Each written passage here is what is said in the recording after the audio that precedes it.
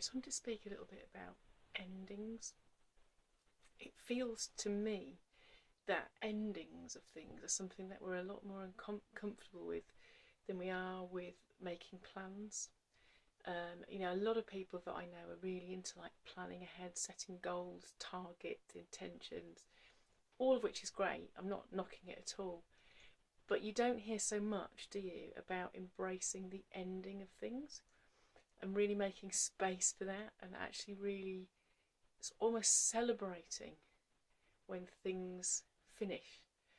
And I think there are reasons for that. One of the reasons is that if something is really good, if something has been a blessing to us or we've really enjoyed it, we've really been into it, we don't want it to end. So there's a sense in which we don't really want to face the ending of it. We don't want to really embrace the fact that it's finishing and really have to take that into ourselves and feel it. It's almost like we'd prefer to skip over it and just go on to the next thing that's starting, the next thing I can look forward to, the next positive forward momentum that's going to happen in my life. And so we don't really take time often to embrace ending, concluding.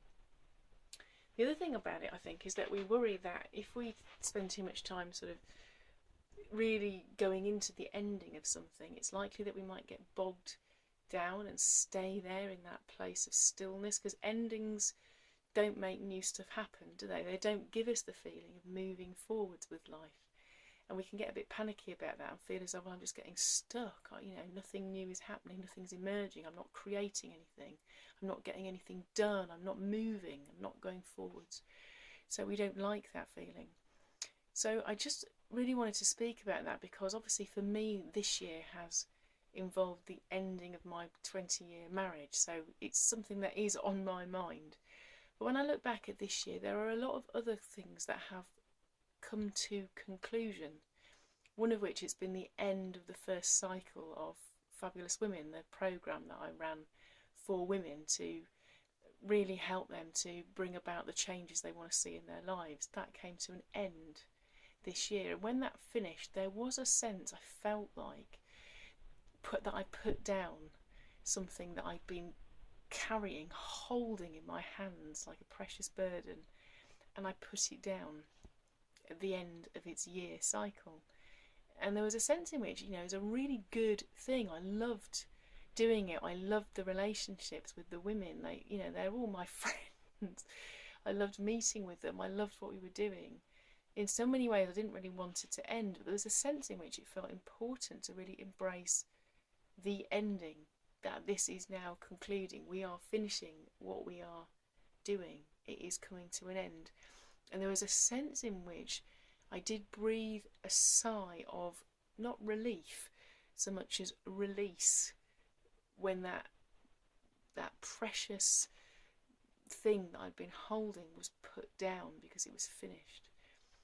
There were other things that came to an end this year as well for me. One was finishing a course in healing that I'd been doing up in Scotland that meant going up north once a month for a week. That was really very gruelling in some ways, but also incredibly rewarding. And I felt a sense of looking back over the year and really just wanting to celebrate the journey that I'd come on in a year. And for me, what's been really important about all these endings has been really wanting to take time to look back and recognise and deeply acknowledge the journey that I have been on. What have I achieved? What have I learned?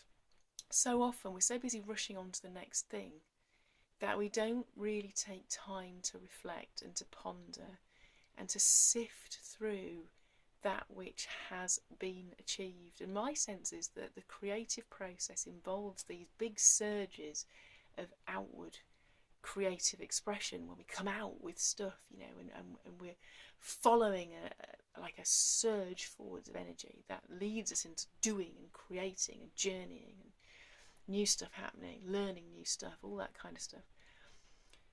But the other part of the equation is like the other half of the circle, when the motion returns back round to us and we take back in to ourselves the sense of all that we have learned, all that we have taught ourselves through the journeying that we have done, through the learning that we have done, through the processes that we have undergone during that cycle.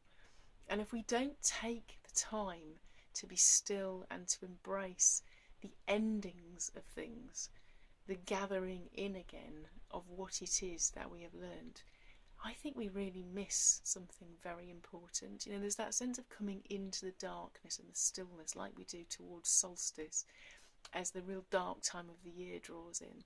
It's almost like going into a dreamy, sleepy state in which we kind of stare into the flames of the fire, and we're kind of almost half asleep, half hibernating.